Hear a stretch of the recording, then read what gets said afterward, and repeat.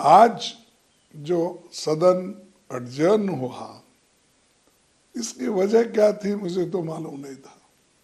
हमने तो 267 के तहत अदानी का मुद्दा उठाया था। अदानी समूह पर करप्शन, ब्राइबरी और फाइनेंशियल इरेगुलरिटीज के गंभीर आरोप है। उसके बारे में हम सदन के सामने रखना चाहते थे और 2030 करोड़ के नज़दीक रिश्वत दी गई। जनता के पैसे का इस्तेमाल रिश्वत के लिए दिया गया। इसके बारे में हम उनको, चेयरमैन साहब को भी समझाना चाहते थे और पार्लियामेंट के में जो भी उनके मंत्रीज हैं और प्रधानमंत्री भी अगर आते तो ठीक था, उनको हम ये मुद्दे उनके सामने रखने वाले थे। लेकिन उनके इस रिश्वत का रिकॉर्ड भी अदानी ग्रुप के जो चेयरमैन है, सीईओज है, उन्होंने तो इसका रिकॉर्ड भी रखा है, किसको किस रेट पर पैसे दिए गए और कितने पैसे दिए गए। इसका सब रिकॉर्ड उनके पास वहाँ पर अमेरिका के खुफिया एजेंसी ने ये सीज कर लिया है, उनके पास ये रिकॉर्ड है। और इससे पहले भी अदानी ग्रुप के लोग स्टॉक हेरा फेरी भी और अकाउंटिंग फ्रॉड और ओवर इन्वॉल्विंग और सेल कंपनीज, इनका भी इस्तेमाल स्टॉक प्राइस में मैनिपुलेशन किया गया है, ये आरोप भी उसमें है। फिर जहाँ जहाँ मोदी जी जाते हैं वहाँ इस समूह के कॉन्ट्रैक्ट मिलते हैं। अगर आप लोगों को ये बताना चाहूँगा मैं, बहुत लंबा लिस्ट है कि जिस जिस जगह मोदी जी ने गए हैं उस जगह कौन से कॉन्ट्रैक्ट उनको मिले हैं, ये भी मैं बता सकता हूँ।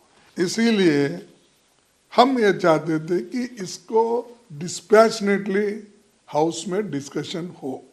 इसीलिए हमने 267 के तहत आज के जो भी ये है बिजनेस है, उसको आप पोस्टपोन करो और सिर्फ इसके ऊपर चर्चा ले लो। क्योंकि आप देखेंगे कल पेपरों में, मीडिया में भर भर के आ रहा है, जो चीज़ देश का नुकसान हो रहा है और जिसमें डायरेक्टली जो दुनिया का भरोसा हम पे उड़ रहा है, तो उस वक्त हम ये चीज़ें हाउस में लाना ज़रूरी है। देश को बचाने के लिए हमने ये मुद्दा उठाया था, ताकि हाउस को डिस्टर्ब करने के लिए नहीं। ले जो मोदी कहते हैं हाउस को डिस्टर्ब करते हैं, हुड़दंग मचाते, वो ये हुड़दंग है। उन्होंने खुद ही बांग्लादेश गए और वहाँ पर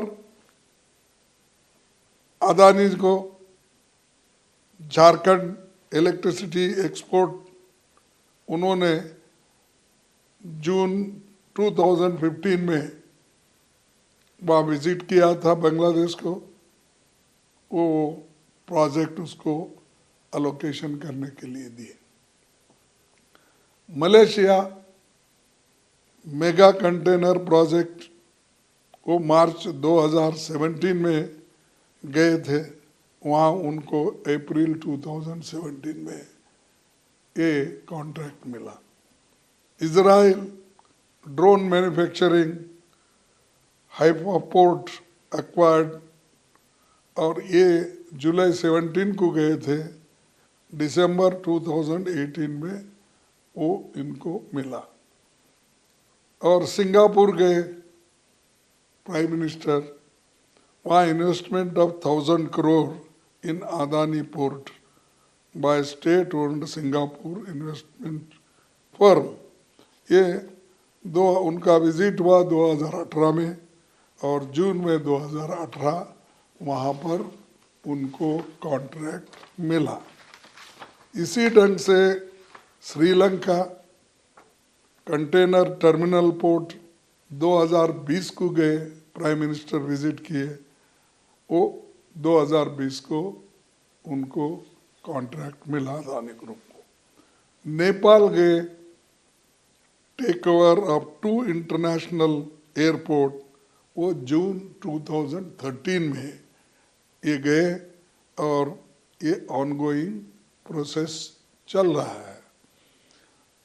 तंजानिया 30 साल की एग्रीमेंट और कंटेनर टर्मिनल ऑपरेशन का है, ये अक्टूबर 2023 को हुआ, लेकिन विजिट हुआ उनका मई 2024 में ये भी हुआ।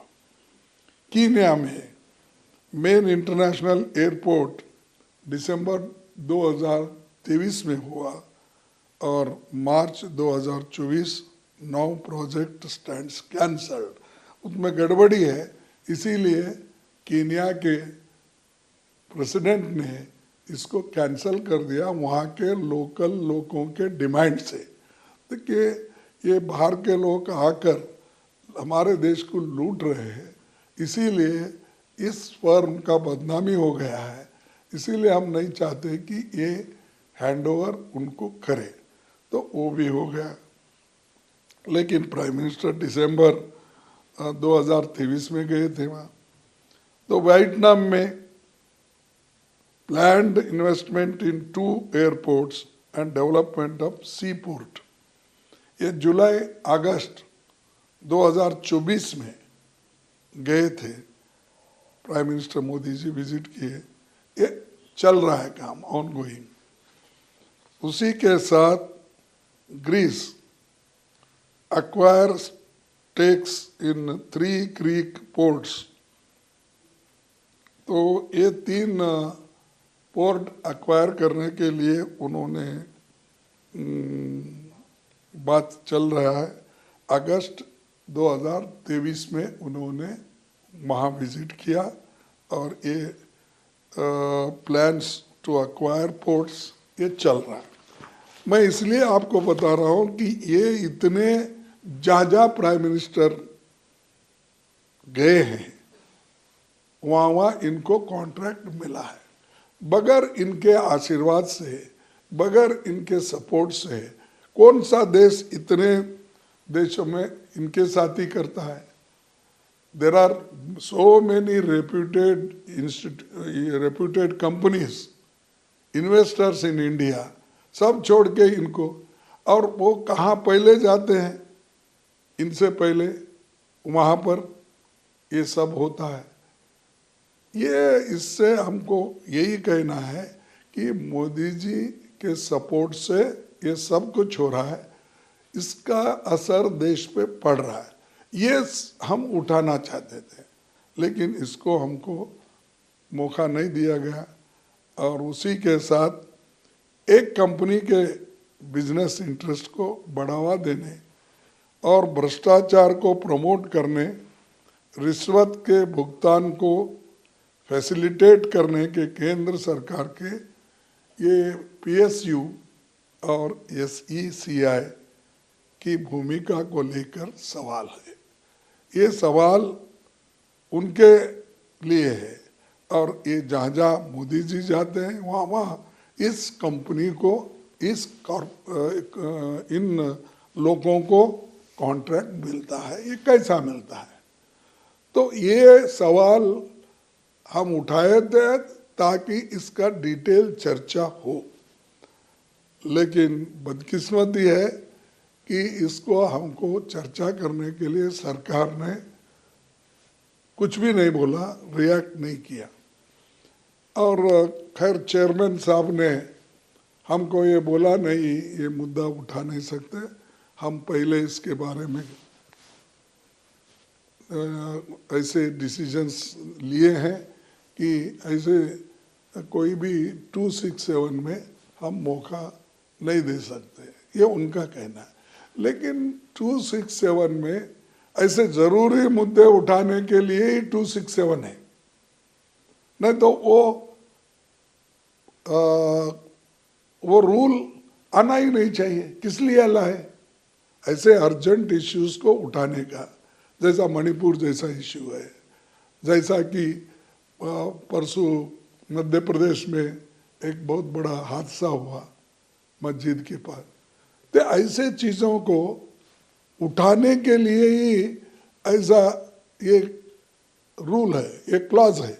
देयरफॉर हम ये चाहते हैं कि इनको उठाने के लिए हमको मौका देना चाहिए, और हम ये चाहते हैं कि इसको जॉइंट पार्लियामेंट्री कमेटी जेपीसी गठित किया जाए, और जेपीसी में सब मालूम होता, खुला होता, उसमें हम सारे फाइल्स मंगा सकते हैं, सारे लोग, और उसमें उनके पार्टी के लोग ज़्यादा रहते हैं, हमारे लोग रहते हैं, दूसरे पार्टी के लोग रहते हैं, हर एक को रिप्रेजेंटेशन उसमें मिलता है।